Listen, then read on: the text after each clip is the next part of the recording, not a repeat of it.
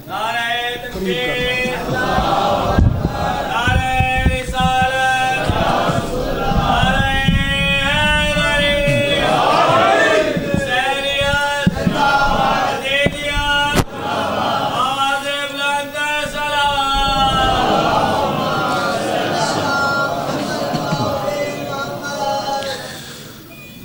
بالله من الشيطان الرجيم بسم الله الرحمن الرحيم الحمد لله رب العالمين بارئ الخلائق أجمعين الحمد لأهله والصلاة على أهله الصلاة والسلام على سيد الأنبياء والمرسلين العبد المؤيد الرسول المسدد المصطفى الأمجد الحبيب الأحمد النبي الأمي المكي المدني السراج المنير الكوكب الدري صاحب الوقار والسكينة المدفون بأرض مدينة سيدنا ونبينا وشفيع ذنوبنا وطبيب قلوبنا وحبيب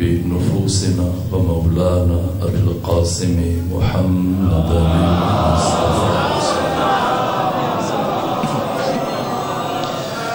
وأهل بيته الأطيبين الأطهرين الأنجبين المعصومين المظلومين ورحمة الله على أحبابهم وأصحابهم وشيعتهم ومحبيهم ومواليهم أجمعين ولعنة الله على أعدائهم ومنكري فضائلهم وغاصبي حقوقهم من جوم عداوتهم إلى الآن ومن الآن إلى قيام يوم الدين وبعد يوم الدين أما بعد فقد قال حق سبحانه في القرآن بسم الله الرحمن الرحيم إنما وليكم الله ورسوله والذين آمنوا الذين يقيمون الصلاة ويؤتون الزكاة وهم راكعون صلوات بيجي خاندان فاطمة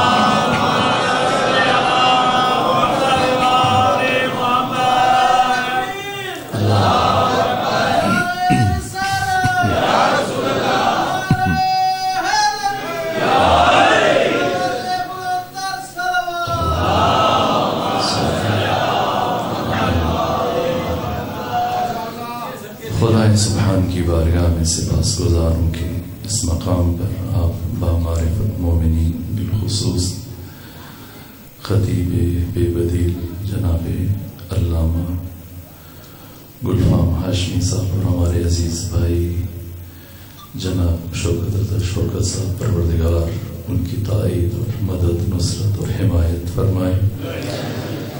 جیسا کہ میدان خم غدیر میں جب ختمی مرتبت نے مولا متقیان اور معصومین علیہ السلام کی ولایتوں کا اعلان کیا تو ختمی مرتبت کے اعلان کے بعد حسان بن ثابت صحابی رسول اٹھ کے کھڑے ہوئے اور ختمی مرتبت کے خطبے کو منظوم کلام میں دہرایا جو ختمی مرتبت نے نثر میں بیان کیا تھا. حسان بن ثابت نے شعر کی شکل میں نظم کی شکل میں خطبہ غدیر کو میدان خم غدیر میں دہرایا تو ختمی مرتبت کی زبان پر یہ کلمات جاری ہوئے جنہیں علی متقی ہندی نے کنز العمال میں اور باقی محدثین نے اپنی اپنی کتابوں بیان کیا. پیغمبر نے حسان کی طرف دیکھ کر فرمایا اے حسان ایک روح القدس اس وقت تک تمہاری تائید کرتا رہے گا جب تک کہ تو ہم محمد و آل محمد کی تائید کرتا رہے گا.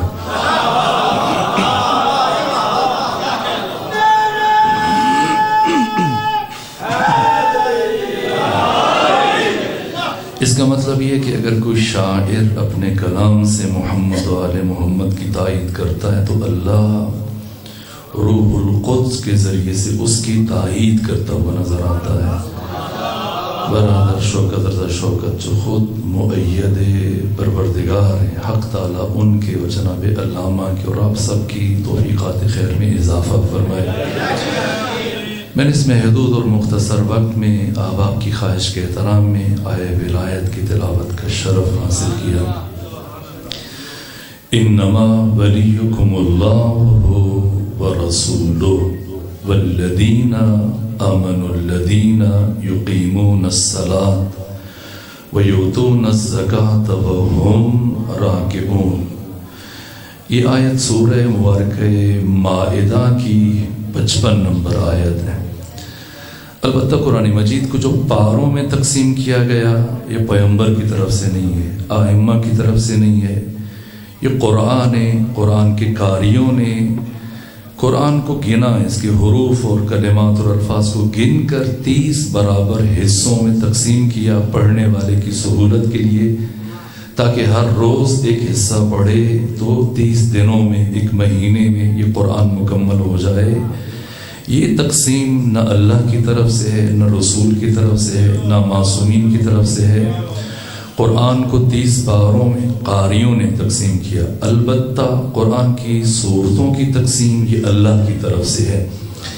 یہ 114 صورتیں اور پھر ان کے نام، ان میں سے بعض نام توقیفی ہیں، اللہ کی طرف سے ہیں، اور بعض صورتوں کے نام جیسے جلال الدین سیوطی نے صاحب در المنصور نے علوم قرآن پر مشتمل کتاب الاتقان میں 30 نام ذکر کی سورہ الحمد کے، یہ سب نام پیغمبر کی طرف سے نہیں ہیں، معصومین کی طرف سے نہیں ہیں۔ خود مفسر قرآن، علوم قرآن کا ماہر اپنے ذوق اور سلیقے کے مطابق اس سورہ کے اندر موجود مفاہیم کے تناظر میں اس سورہ کا نام تجویز کر سکتا ہے، اس سورہ کا نام تجویز کر سکتا ہے۔ اسی طرح سے سورہ مبارکہ مائدہ، اگر آپ چاہیں تو اس سورہ کو سورہ ولایت بھی کہہ سکتے ہیں۔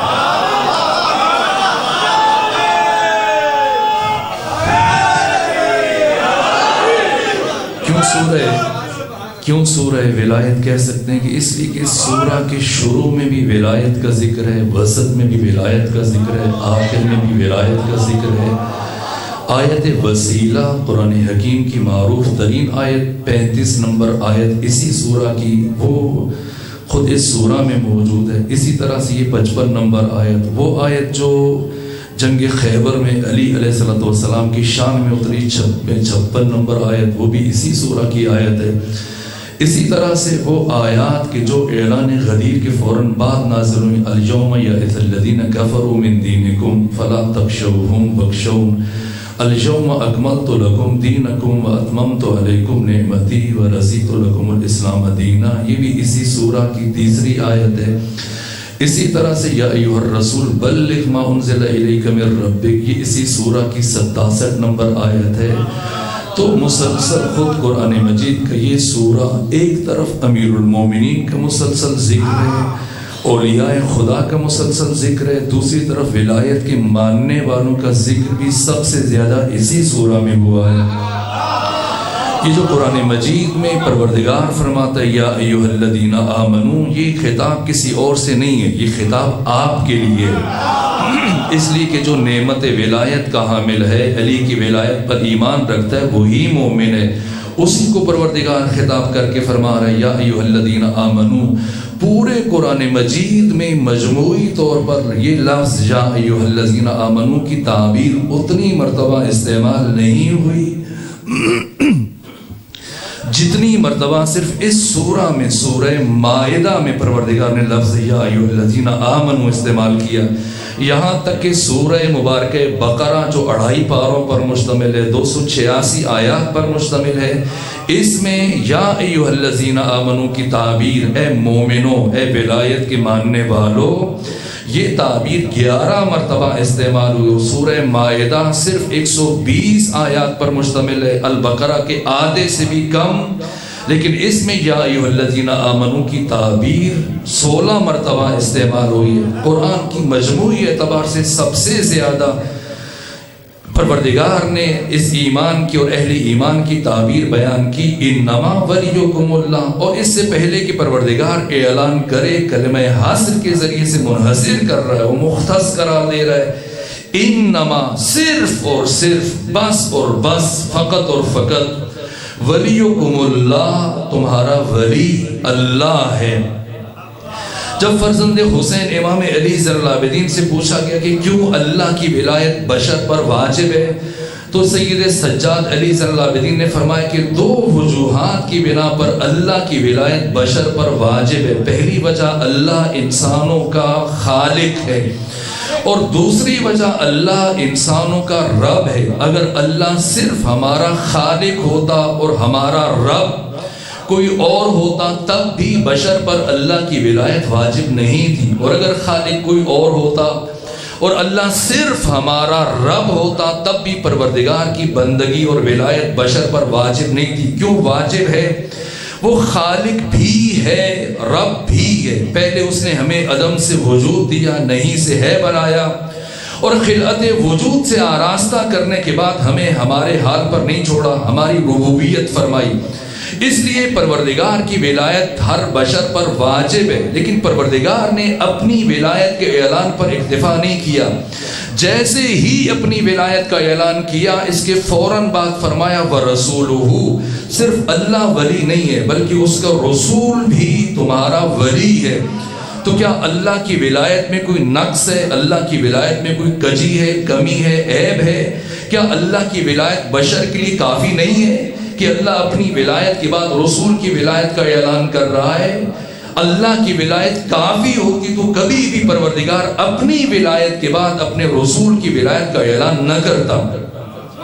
سمجھنا ہے کہ اللہ نے بشر کو خلق کیوں فرمایا، جیسے حدیث قدسی ہے، ذات اقدس الہ کے ساتھ منسوب ہے کہ حق تعالیٰ نے فرمایا کنت کنزا مخفیہ احببت لکی اعرف، میں ایک چھپا ہوا خزانہ تھا، مخفی خزانہ تھا، میں نے چاہا کہ میں پہچانا جاؤں تو میں نے مخلوق کو خلق کیا۔ تو مقصد تخلیق انسان، فلسفہ تخلیق بشر معرفت پروردگار ہے۔ اللہ نے مجھے اور آپ کو اپنی معرفت کے حصول کے لیے خلق کیا، اور عقلی اعتبار سے معرفت کے لیے رابطہ چاہیے۔ مثلا اگر مجھے شوکت بھائی کی معرفت درکار ہے اور میں نے نہیں جانتا تو لازم ہے کہ پہلے رابطہ برقرار ہو، کبھی ان کی خدمت میں حاضر ہوں، ان سے بیٹھوں، ان سے شرف تکلم حاصل کروں، ان سے شرف تنطق حاصل کروں، کسی بھی ذریعے سے، یا خود آ جاؤں، یا سوشل میڈیا کے ذریعے سے، یہ موبائل سے ڈیجیٹل بٹیرا اٹھاؤں، اس کے ذریعے سے رابطہ ہو، دھیرے دھیرے مجھے ان کی معرفت حاصل ہوگی۔ معرفت کے لیے رابطہ چاہیے، بغیر رابطے کے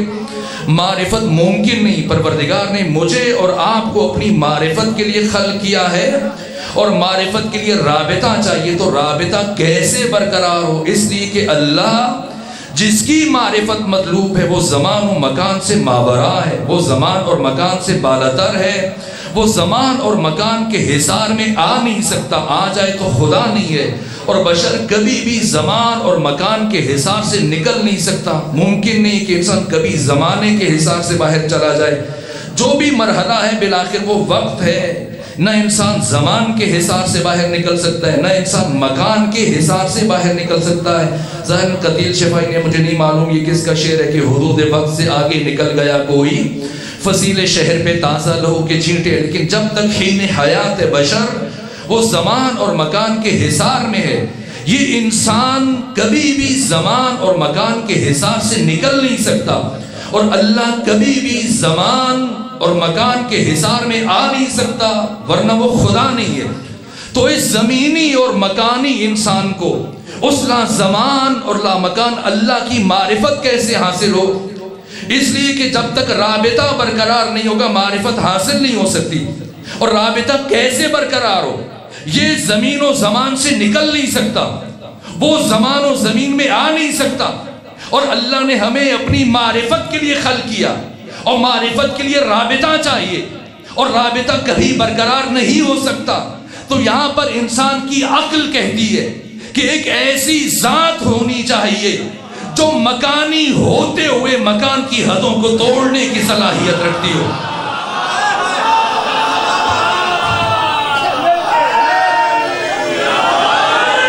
جو زمانی ہوتے ہوئے زمانے کی حدوں کو چیرنے کی صلاحیت رکھتی ہو، تو حق تعالیٰ نے جس ہستی کو رابطہ بشر کے لیے خلق فرمایا، اس ہستی کا نام امام الانبیاء سید الرسل محمد مصطفیٰ صلی اللہ علیہ وآلہ وسلم ہے، جو زمان و مکان کی حدود کو عبور کرتے ہوئے وہاں پہنچا جہاں پر نہ زمان کا تصور ہے نہ مکان کا تصور ہے۔ دنا فتدل فکان قاب قوسین، کون سمجھتا ہے ان قربتوں کو؟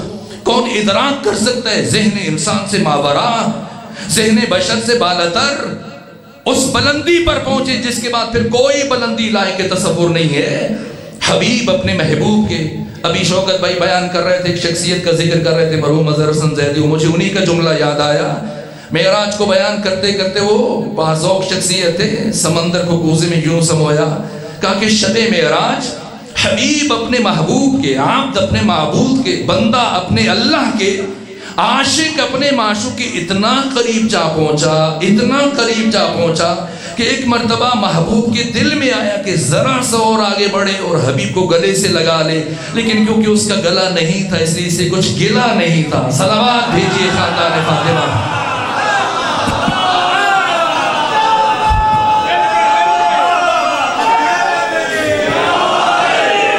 ملاقات ہوئی شب معراج حبیب اور محبوب کی۔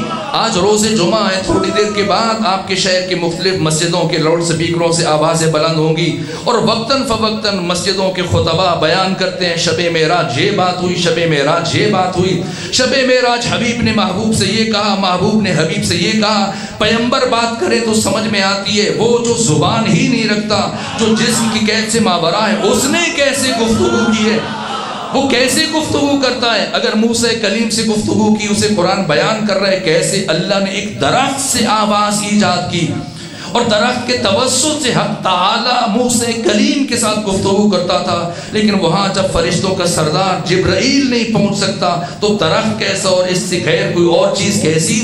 تو کیسے گفتگو ہوئی؟ یا تو کہیے کہ صرف ایک دوسرے کو دیکھا، زیارت ہوئی اور گفتگو اور ملاقات کے بغیر ختمی مرتبہ پلٹ کر واپس آ گئے۔ تو یہ جتنی داستانیں اور واقعات کے شب معراج یہ کہا، یہ کہا، یہ کہا، یہ کہا، پورا سال خطبوں میں، مسجد کے ممبروں سے، وعظوں میں ہم بیان کرتے ہیں، یہ ساری باتیں بالآخر کس کے لہجے میں گفتگو کی حق تعالیٰ نے اپنے محبوب محمد مصطفیٰ سے؟ اب یا تو گفتگو کا انکار کر دیجئے یا پھر اس زبان اور لہجے کو ڈھونڈیے کہ جسے اللہ نے شب معراج وسیلہ بنا کر اپنے محبوب سے گفتگو فرمائی ہے، اسی کا نام علی ابن ابی طالب علیہ السلام۔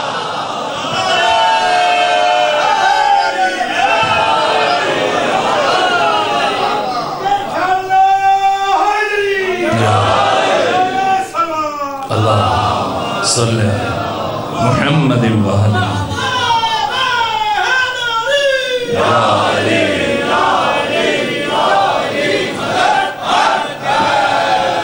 اس لیے گفتگو رکی نہیں ختمی مرتبہ پر جب اللہ نے اپنی ولایت کا اعلان کیا، انما صرف اور صرف، بس اور بس، فقط اور فقط۔ اگر ولایت کسی بھی اعتبار سے کوئی کم رتبہ ہوتا تو اللہ کبھی بھی اپنے لیے لفظ ولی کا استعمال ہی نہ کرتا۔ ساری کی ساری قوتیں منحصر ہیں لفظ ولی میں۔ ولایت منصب نہیں ہے، ولایت مسئولیت نہیں ہے، خلافت منصب ہے، امامت منصب ہے، رسالت منصب ہے، نبوت منصب ہے، ولایت منصب نہیں ہے، ولایت رتبہ ہے، رتبہ الگ ہے۔ آپ کہہ سکتے ہیں کہ اللہ تمہارا خلیفہ ہے، اس کا رسول تمہارا خلیفہ ہے، اللہ امام ہے، اس کا رسول تمہارا امام ہے، مشرک ہو جائیں گے۔ اللہ رسول ہے، اس کا رسول تمہارا رسول ہے، یہ رسول، خلیفہ، نبی، امام کی تعبیرات یہ سب کی سب بندوں کے لیے ہیں۔ ولایت یہ رتبہ خاص ہے پروردگار کے ساتھ۔ ولایت بلند ترین رتبہ ہے، وہ رتبہ جس کی بنیاد پر منصب عطا ہوتے ہیں۔ منصب الگ ہے، رتبہ الگ ہے، اگر ولایت کسی بھی اعتبار سے کوئی کم رتبہ ہوتا تو اللہ کبھی بھی اپنے لیے لفظ ولی کا استعمال ہی نہ کرتا. ساری قوتیں سمٹ کر منحصر ہیں ولی میں، اس لیے اللہ نے سب سے پہلے اپنے لیے ولی کا، پھر اپنے رسول کے لیے ولی کا، اور پھر نام نہیں لیا. اگر اللہ نام لے لیتا تو قرآن کا وہی حال ہوتا جو تورات، انجیل اور زبور کا ہو چکا ہے. اوصاف بیان کیے، والذین، فرد کی بات نہیں کی، اجتماع کی بات کی ہے. والذین، اور وہ لوگ، آمنوا الذین، جو جوہر ایمان کو لے کے آئے. بشر کے لیے آمنو کی تعبیر دو طرح سے استعمال ہوتی ہے، لیکن وقت کی کمی کے باعث اب آگے اس سے بیان نہیں کر سکتا. آمنوا الذین یقیمون الصلاۃ، جو نماز کو قائم کرتے ہیں، ویؤتون الزکاۃ، اور زکوٰۃ ادا کرتے ہیں. آگے واو حالیہ ہے، وَهُمْ راکعون، در حالی کہ وہ حالت رکوع میں ہے. مفسرین قرآن مجید کو اس بات پر تو اتفاق ہے، زمخشری سے لے کے صاحب تفسیر کشاف سے لے کے روح المعانی، دور المنصور، صاحب تفسیر کبیر فخر الدین رازی، سب نے کہا، سب کو اتفاق کہ علی ابن ابی طالب نے حالت رکوع میں زکوٰۃ دی. ہم اس بحث میں نہیں جاتے. ہم کمال ادب سے مفسرین سے دست ادب جوڑ کر یہ سوال کرتے ہیں، اللہ ولی ہے، یہ قرآن میں ہے. رسول ولی ہے، یہ قرآن میں ہے. علی ولی ہے، یہ قرآن میں ہے. آپ بتاؤ آپ کا کام کیا ہے؟ اللہ ولی ہے مان لو، رسول ولی ہے تسلیم ہو جاؤ، علی ولی ہے سر جھکا دو، یا پھر انکار کر دو اگر ہمت ہے. اللہ ولی ہے مانو یا کہہ دو کہ نہیں ہے. رسول ولی ہے مان لو یا انکار کر دو. علی ولی ہے تسلیم ہو جاؤ یا پھر انکار کر دو. سب کی ولایتوں کے برج الٹ جائیں گے اگر علی کی ولایت کا انکار کر دیا تو، اس لیے کہ کسی کی ولایت کا ہمیں کوئی سرا ملتا ہی نہیں کہ جب تک علی سے اسے منسوب نہ کیا جائے. پھر یہ بات کہ اللہ کتنا بڑا ولی ہے، رسول کتنا بڑا ولی ہے، علی کتنا بڑا ولی ہے، اللہ کیا کر سکتا ہے، رسول کیا کر سکتا ہے. یہ رسول تو کر سکتا ہے لیکن علی کے بس میں نہیں ہے. یہ علی نہیں کر سکتا، یہ علی کر سکتا ہے. حق آپ کو کس نے دیا کہ آپ حدود و قیود ولایت محمد و علی کا تعین کریں؟ اگر جرأت ہے تو انکار کر دیجئے. آپ کو کس نے حق دیا؟ اگر ولایت کسی بھی اعتبار سے کوئی کم درجہ ہوتا تو اللہ کبھی بھی اپنے لیے لفظ ولی استعمال نہ کرتا. اور یہ ولایت مطلقہ ہے جس میں ایک کم 1,40,000 انبیاء میں سے کوئی نبی بھی شریک نہیں ہے. یہ ولایت علی الاطلاق تکوینی اعتبار سے بھی اور تشریعی اعتبار سے بھی ولایت مطلقہ. جو ولایت اللہ کے لیے وہی ولایت رسول کے لیے، جو ولایت رسول کے لیے وہی ولایت علی کے لیے. جو کام خدا کر سکتا ہے وہی کام رسول کر سکتا ہے، اور جو کام رسول کر سکتا ہے وہی کام علی کر سکتا ہے. جو قوت اللہ کے پاس ہے وہی قوت رسول کے پاس ہے، اور جو طاقت رسول کے پاس ہے وہی اختیار علی کے پاس ہے. اللہ، رسول، علی اور علی کے بیٹوں کی مہدی تک ان ساری ولایتوں میں منہ برابر، ذرہ برابر کوئی فرق نہیں ہے. اگر فرق ہے تو صرف ایک ہے کہ اللہ کی ولایت ذاتی ہے اور محمد و آل محمد کو پروردگار نے اپنے فضل سے عطا کی ہے. اس میں سے کچھ کم نہیں کیا.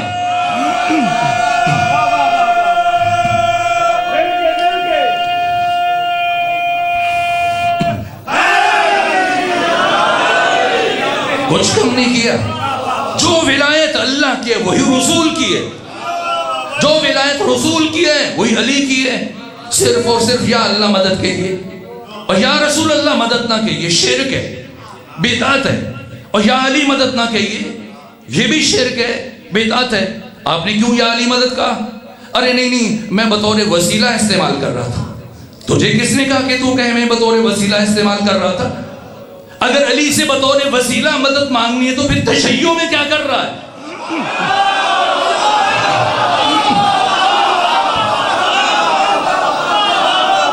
یہ عقیدہ کہ میں بطور وسیلہ اختیار کر رہا ہوں علی کو، بطور وسیلہ اختیار کر رہا ہوں پیغمبر گرامی اسلام کو، مگر نہیں سنا کہ 24,000 قلمدان کی موجودگی میں فرزند مصطفیٰ علی ابن موسیٰ الرضا نے میدان بازار نیشاپور میں کیا فرمایا؟ لوگ سمجھتے ہیں صرف اللہ اللہ اور لا الہ الا اللہ کا اقرار کر لینا یہ توحید ہے، اور بس جمعے کے دن لاؤڈ سپیکر کھول کے لا الہ الا اللہ کی مشقیں کریں گے اور سمجھو کہ سب سے بڑے موحد ہیں، سب سے بڑے توحید پرست ہیں۔ امت نے توحید کے مفہوم پر کبھی دقت سے غور نہیں کیا ہے۔ خمینی بت چکن سے لے کر آیت اللہ جوادی عاملی تک شمیم ولایت میں جو مفہوم ولایت کا بیان کیا گیا، وقت ختم ہو رہا ہے، اس لیے چند جملوں میں سمیٹ کر خلاصہ کرنے کی کوشش کر رہا ہوں۔ 24,000 قلمدان، کتنی بڑی بڑی شخصیات موجود تھیں، جہاں بخاری اور مسلم کے اساتید ابو یعلا موصلی، مصنف عبد الرزاق، ابن ابی شیبہ، یہ سب موجود ہیں۔ سب کی موجودگی میں یہاں تک کہ سواد اعظم اور جمہور کے ایک بڑے امام احمد ابن حنبل موجود ہیں، جنہوں نے 19 برس کی عمر میں فتویٰ دینا شروع کیا، اور بازار نیشاپور میں امام احمد ابن حنبل کی عمر 36 سال ہے، اور امام علی ابن موسیٰ الرضا کی شہادت کے وقت ان کی عمر 39 سال 6 مہینے، یہ بھی اس محفل میں موجود ہیں۔ اور یہاں پر جب پہنچی سواری امام علی ابن موسیٰ الرضا کی، اور ظاہر ہے کہ کئی سواریاں موجود ہیں، محمل موجود ہیں، اور اندیشہ ہے کہ آپ کو شہید نہ کر دیا جائے، پردے عماریوں پر گرا دیے گئے، اور اب مجمع سے شوق اٹھا، فرزند رسول اپنے رخ جمال کی زیارت کرا دیجیے، اور خواہش کے اور اصرار کے جواب میں حضرت نے رخ جمال سے نقاب کو الٹا، اور اس طرح سے شور گریہ بلند ہوا جیسے ابھی ابھی محمد مصطفیٰ کے چہرے کی زیارت کر رہے ہیں۔ پھر عماری کا پردہ گرا دیا، اور پھر سواری آگے چل پڑی، اور کچھ لمحوں کے بعد حاضرین میں سے ایک شور اٹھا، فرزند رسول زیارت تو کرا دی، کچھ بیان بھی فرما دیجیے، کچھ حدیث بھی بیان کر دیجیے، کچھ سنا دیجیے۔ دوبارہ عماری کا پردہ ہٹا، اور لبہائے علی ابن موسیٰ الرضا میں جنبش پیدا ہوئی، سنیں اور آج کے دن میں یہ پیغام لے کر ہمیشہ کے لیے اپنے سینوں میں ضبط کر لیجیے۔ اس کے بعد پھر کوئی کبھی یا علی اور یا محمد مصطفیٰ کی مدد سے متعلق نہ سوچ میں پڑے اور نہ باس کرے اور نہ باس کا حصہ بنے۔ جیسی خواہش کی گئی عماری کا پردہ ہٹا، اور پردہ ہٹنے کے بعد فرمایا سنو، مجھ سے میرے بابا موسیٰ کاظم نے، ان سے ان کے بابا جعفر صادق نے، اور ان سے ان کے بابا محمد باقر نے، اور ان سے ان کے بابا علی زین العابدین نے، اور ان سے ان کے بابا حسین ابن علی نے، اور ان سے ان کے بھائی حسن مجتبیٰ نے، اور ان سے ان کے بابا علی ابن ابی طالب نے، اور ان سے محمد مصطفیٰ نے، اور ان سے اللہ نے یوں فرمایا۔ نہ آپ نے نام سنے، لیکن احمد ابن حنبل بھی موجود تھے، اور امام احمد ابن حنبل فرماتے ہیں کہ یہ خوبصورت نام سلسلۃ الذہب جسے کہا جاتا ہے، ہر راوی میں بخاری، مسلم، ترمذی، ابن ماجہ، ابو داؤد، نسائی، مستدرک امام حاکم علی صحیحین، اور مصنف ابن عبد الرزاق، اور جتنی بھی آج تک چلے جائیے امام ناصر الدین البانی کی سلسلۃ احادیث صحیحہ، ہر ایک راوی کا سلسلۃ الذہب ہے۔ جیسے ام المومنین عائشہ کا ایک سلسلۃ الذہب ہے، اگر 100 بندے ان سے روایت لیں ان کی وہ حیثیت نہیں جو انہی کا بھانجا عروہ بن زبیر ان سے حدیث نقل کرے، اور عروہ بن زبیر سے اگر آگے 100 افراد حدیث لے رہے ہیں تو کسی کی وہ حیثیت نہیں ہے علماء رجال کے نزدیک جو جرح و نقد کرتے ہیں، جو حیثیت محمد ابن مسلم ابن شہاب زہری کی ہے۔ یہ ام المومنین کا سلسلۃ الذہب ہے، اور یہ امام علی ابن موسیٰ الرضا کا سلسلۃ الذہب ہے، جسے بازار نیشاپور میں 24,000 قلمدان لکھنے والوں کی موجودگی میں بیان کیا، جس سے متعلق سواد اعظم کے امام احمد ابن حنبل نے فرمایا کہ یہ نورانی سلسلہ، یہ سلسلۃ الذہب جس خوبصورت انداز سے علی ابن موسیٰ الرضا خود سے خدا تک پہنچے، اگر ان ناموں کو اسی ترتیب سے کسی دیوانے اور پاگل پر دم کر دیا جائے تو اسے شفا حاصل ہو جائے. یہ صرف سلسلہ ہے. اور بیان کرنے کے بعد کہ اللہ یہ فرماتا ہے کیا کلمۃ لا الہ الا اللہ حصن، کلمہ لا الہ الا اللہ میرا قلعہ ہے. فمن دخل فی حصنی امن من عذابی، جو اس کلمہ لا الہ الا اللہ اس قلعہ توحید میں داخل ہو گیا وہ میرے عذاب سے بچ گیا. یہ فرمایا اور عماری کا پردہ گرا دیا اور چل پڑے. لیکن سامعین وہ 24,000 قلمدان اور وہ لاکھوں کا اجتماع وہ سمجھ رہے کہ اتنا بڑا سلسلہ جو سند کا بیان کیا صرف اتنی بات کہنے کے لیے نہیں ہو سکتا. یقیناً بات کچھ اور ہے. اس لیے چونکہ سماعتیں جب بیدار ہو تو پتہ رہتا ہے کہ اب اگلی بات کچھ نہ کچھ ہے اور کیا کہنا چاہتا ہے. اس لیے امام نے بھی ان کے شوق و اشتیاق کو مہمیز دینے کے لیے اور بڑھانے کے لیے پردہ گرایا. اور کچھ لمحوں کے بعد جب شور اٹھا فرزند رسول اپنی بات کو مکمل کیجیے. دوبارہ سے پردہ ہٹا اور صرف ایک جملہ ارشاد فرمایا بشرطہا و شروطہا.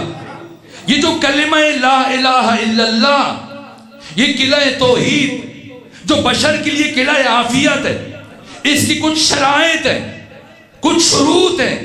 وَأَنَا مِن شُرُوطِهَا، اور بھی شرائط ہیں. اور ان شرائط میں سے ایک شرط میں علی ابن موسیٰ رضا ہوں. جیسے امام علی نقی علیہ السلام نے زیارت جامع کبیرہ میں فرمایا بنا تمت کلمۃ التوحید، ہم وہ ہیں جس سے کلمہ توحید مکمل ہوتا ہے. اور یہاں علی ابن موسیٰ رضا فرما رہے ہیں کہ کلمہ توحید کی کچھ شرائط ہیں. ان شرائط میں سے ایک شرط میں علی ابن موسیٰ رضا ہوں. تو اب سمجھ لیں توحید کا مفہوم کیا ہے. لا الہ الا اللہ کی مشقیں کرنا یہ توحید ہے، لیکن کمال توحید نہیں ہے. یہ توحید کا نقطہ آغاز ہے. کمال توحید کیا ہے کہ اللہ کی وحدانیت کے اقرار، اظہار، اعتراف اور اعلان کے بعد ان 14 کی ولایتوں کو کما حقہ تسلیم کرنا، یہ کمال توحید ہے. اور شرک کیا ہے اور کفر کیا ہے؟ ان 14 میں سے کسی ایک کی ولایت کا انکار کرنا یہ کفر ہے. اور ان 14 کے علاوہ کسی 15ویں کو اس صف میں ان کی برابری میں لا کر شامل کرنے کی کوشش کرنا یہ شرک ہے. یہ 14 اللہ کی مشیت کے ظرف ہے. یہ 14 اللہ کی مشیت کے مظہر ہیں.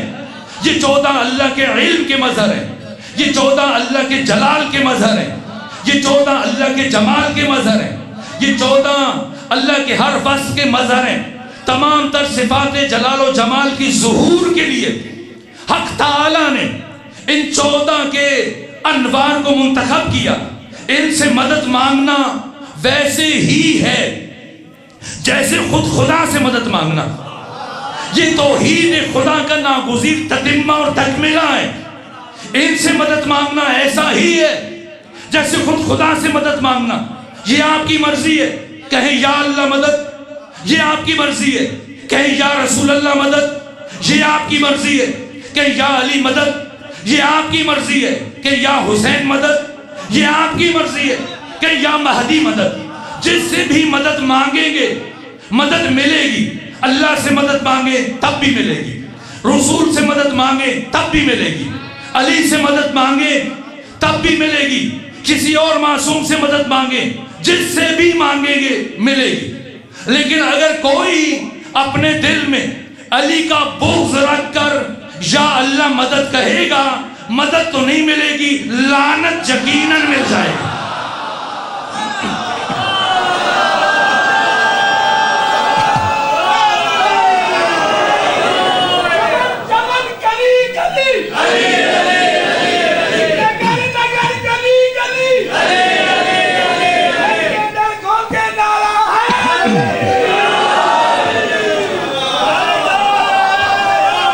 ان 14 کی ولایت پر ایمان شین توحید ہے. ورنہ اس سے ہٹ کے دنیا کا کوئی دانشور آ کے بتائے اگر ان 14 کے پاس جو اختیارات ہیں آپ انہیں محدود کریں اور محدود کریں اور محدود کریں، کم کریں اور کم کریں، کچھ تو اختیارات بچیں گے نا. سب کچھ تو حدیث اور تاریخ کی کتابوں سے نہیں ختم کر سکتے. تو سوال یہ کہ جو تھوڑے سے اختیارات آپ کہہ رہے ہیں محمد و آل محمد کے لیے کہ اتنے ہیں، سوال یہ کہ یہ کہاں سے آئے؟ یہ شرک ہے. یہ 14 کے 14 اللہ کے طول میں، اللہ کی صفات کے مظہر میں، کوئی انہیں اللہ کے مقابلے میں نہ لے کے آئے. یہ اللہ کی مشیت کے ظرف ہیں. ان سے مانگنا ایسا ہی ہے جیسے خود خدا سے مدد مانگنا ہے، اس لیے کہ ان 14 کو خود خدا نے منتخب کیا ہے بشر کے لیے. مسئلہ ولایت معمولی مسئلہ نہیں ہے. ان 14 کی ولایت کے لیے اللہ نے اپنے سب سے بڑے راز کو عیاں فرمایا. اگر نظام ولایت اور پیغام ولایت سیدہ زہرا کی اس دنیا میں اور بازار میں جائے بغیر، دربار میں جائے بغیر بچ سکتی، تو میں اللہ کی قسم کھا کے کہتا ہوں کہ اللہ اپنے سب سے بڑے راز کو کبھی عیاں نہ فرماتا. کیونکہ یہ سیدہ زہرا فدق کے لیے جو مالک جنت ہیں، مالک کوثر ہیں، مالک کائنات ہیں، وہ چند درختوں کے لیے جائے. پھر کیوں گئی ہیں؟ کیا مجبوری تھی؟ فتق مجبوری نہیں تھی. قیامت تک آنے والی نسلوں کو مومن بنانا یہ فاطمہ زہرا کی مجبوری تھی. وہ بیوی جس کی زندگی کی سب سے بڑی خواہش یہ تھی کہ کوئی نامحرم مجھے نہ دیکھے. آخر کون سی مجبوری سیدہ کو بھرے دربار میں لے آئی کہ ہزاروں نامحرموں کے سامنے کھڑے ہو کے فرما رہی ہیں مجھے جو جانتا ہے سو جانتا ہے، جو نہیں جانتا پہچان لو. اعلموا انی فاطمہ بنت نبیکم، میں تمہارے نبی کی بیٹی فاطمہ زہرا، وہ شہیدہ جو نظام ولایت کی بقا اور تحفظ کے لیے قربان ہو گئی. کیا ہوا؟ بس وقت نکل رہا ہے، 2 جملے عرض کروں، زحمتوں کو تمام کروں.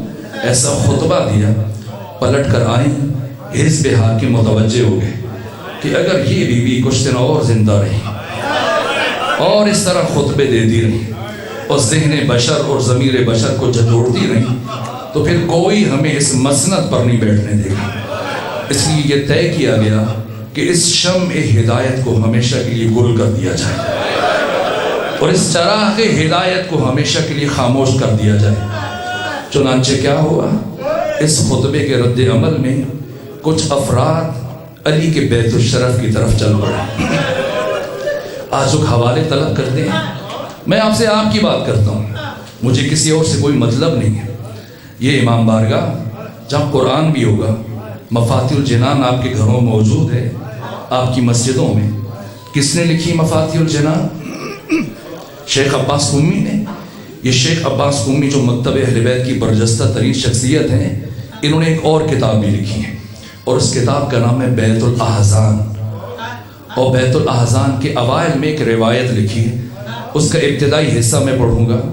وہ لکھتے ہیں شیخ عباس قمی کہ امام حسین کی شہادت کے بعد 64 ہجری کے اوائل میں کسی بڑی شخصیت کا بیٹا کچھ افراد کے ہمراہ مدینے سے شام گیا یزید ابن معاویہ سے ملاقات کے لیے. جب گیا تو جا کر اس سے شکایت کی، کہا ہے یزید اگر تو حسین کو قتل کر دیتا، حسین کے بیٹوں کو قتل کر دیتا، حسین کے بھائیوں کو، حسین کے ساتھیوں کو، تو یہ تم مردوں کا معاملہ تھا، میں اس میں مداخلت نہ کرتا اور کوئی شکوہ نہ کرتا. لیکن مردوں کے ساتھ تو نے جو کیا سو کیا. یہ نبی کی بیٹیوں کو دربار میں لے کے آنا، اغیار کے سامنے بے مخنہ و چادر پیش کرنا، یہ تم نے اچھا نہیں کیا. یہ سنا تو یزید کا چہرہ غصے سے سرخ ہو گیا. اس نے کہا اگر کوئی اور یہ بات کہتا تو شاید میں خاموشی سے سن لیتا، لیکن تمہیں یہ حق نہیں دیتا کہ تم یہ بات مجھ سے کہو. تو کہا کیوں؟ کہ یہیں بیٹھو. یزید اپنے مقام سے اٹھا، جا کر لکڑی کا ایک صندوق کھولا اور اس میں سے ایک تحریر لے کے آئے اور وہ تحریر اس نے آنے والے مہمان کی طرف بڑھا دی کہ یہ پڑھو. کہ یہ کیا ہے؟ کہ یہ تمہارے باپ نے مدینے سے میرے باپ کو شام بھیجی تھی کیا تحریر تھی؟ لکھنے والے نے لکھا کہ ختمی مرتبت کی رحلت کے بعد جب ہم نے حکومت سنبھالی تو میں نے کسی کی بیعت کے لیے اپنے ایک ساتھی کو علی کے گھر کی طرف روانہ کیا، جاؤ علی کو بلا کے لاؤ تاکہ علی مسجد میں آ کر فلاں کی بیعت کرے۔ اور لیکن جب میرا فرد علی کو بلانے کے لیے گیا تو علی کے گھر سے ایک کنیز دروازے کے پیچھے آ کے کھڑی ہوئی اور اس نے کہا کہ میرے آقا علی قرآن کی جمعآوری میں مصروف ہیں، اور جب تک قرآن کی تدوین کا کام مکمل نہیں ہو جاتا علی باہر نہیں آئیں گے۔ کہ جب میرا بھیجا ہوا فرد واپس آیا تو مجھے غصہ آیا، تو میں نے چند افراد کو مامور کیا کہ اب تم سب جاؤ اور جا کر علی سے کہو کہ اگر اب کی دفعہ بھی تم نہ آئے تو فلاں کہہ رہا تھا کہ لینے کے لیے میں ہوں گا۔ اور جب دوسری مرتبہ میرے بھیجے ہوئے یہ افراد گئے تو اب کی دفعہ نبی زادی دروازے کے پیچھے آ کے رکے اور اس نے میرے لیے پیغام بھیجا کہ فلاں سے کہو جب تم نے حق کے اہل بیت ہم اہل بیت سے چھین لیا تو اب ہم سے کیا چاہتے ہو؟ اگر تم یہ چاہ رہے ہو کہ علی مسجد میں آ کر تمہاری بیعت کرے تو یاد رکھنا میری زندگی میں کبھی بھی تم علی سے بیعت لینے میں کامیاب نہیں ہو سکتے۔ اور جب دوسری مرتبہ بھی میرے بھیجو افراد واپس آئے، لکھنے والے نے لکھا مجھے بہت غصہ آیا اور میں 50 افراد کے ہمراہ لکڑیاں اٹھائیں، ڈنڈے اٹھائے، تلواریں اٹھائیں، جلانے کا سامان اٹھایا، ہم سب علی کے گھر کی طرف چل پڑے اور ہم علی کے گھر کے باہر کھڑے ہوئے۔ اب میں نے قنفذ سے کہا جاؤ جا کے دق الباب کرو، علی کے دروازے پر دستک دو۔ جب قنفذ نے دستک دی تو میں نے محسوس کیا کہ علی دروازے کی طرف بڑھ رہے ہیں، لیکن اس سے پہلے کہ علی دروازہ کھولتے میں نے یہ آواز سنی، نبی زادی علی کے سامنے آ کر رک گئی اور علی اور دروازے کے بیچ میں حائل ہوئی۔ کہا اے علی، جب تک میرے بابا محمد مصطفیٰ زندہ رہے کبھی انہوں نے اپنے حق میں خود تلوار نہیں اٹھائی، ہمیشہ آپ نے میرے بابا کا دفاع کیا، اس لیے کہ اس وقت حجت خدا روئے زمین پر میرے بابا تھے اور آج روئے زمین پر حجت خدا آپ ہے، اس لیے آپ خود اپنا دفاع نہیں کریں گے، آج نبی زادی آپ کا دفاع کرے گا۔ علی نے کہا جیسے نبی زادی مناسب سمجھتی ہے۔ اب علی پیچھے ہٹے، نبی زادی دروازے کے قریب آئیں اور سبب پوچھا تو میں نے آواز بلند کی، اے نبی کی بیٹی جلدی سے علی کو باہر بھیجیں ورنہ ہم اس دروازے کو آگ لگا دیں گے۔ ایک مرتبہ نبی زادی نے کہا کہ اس گھر کو آگ لگاؤ گے جس گھر میں تمہارے نبی کی بیٹی رہتی ہے؟ کہا آگ لگائیں گے اور کسی کی پرواہ نہیں کریں گے۔ بس میرے عزیزوں، لکھنے والے نے لکھا اس کے بعد میں نے قنفذ کو اشارہ کیا دیر نہ کرو، اب اس دروازے کو آگ لگاؤ، یہاں تک کہ دروازہ جلنے لگا اور صاحب تحریر نے لکھا کہ میں غصے میں اتنا بپھرا ہوا تھا کہ میں نے دروازہ جلنے کا انتظار نہیں کیا اور جلتے ہوئے دروازے کو ٹھوکنے مارنا شروع کیا، جس کے کچھ دیر کے بعد وہ دروازہ گرا۔ اہل ملتان، دور و نزدیک سے آئے ہوئے مومنین، اپنے دلوں پہ ہاتھ رکھ کے مجھے بتاؤ کیا وہ دروازہ زمین پر گرا؟ کیا وہ دروازہ زمین پر گرا؟ اے کاش زمین پر گرا ہوتا، لیکن میں کیا کروں؟ میرا زمانے کا امام زمانہ یہ فرما رہے ہیں کہ میں اس لمحے کو کبھی نہیں بھلا سکتا جب میری جدہ طاہرہ فاطمہ زہرا جلتے ہوئے دروازے اور دیوار کے درمیان تھی اور دروازے کی کیل میری دادی فاطمہ کے بازو میں پیوست ہو گئی۔ بس دروازہ گرا اور سیدہ کی آواز بلند ہوئی، فضا میری طرف بڑھو کہ میرا محسن شہید ہو چکا ہے۔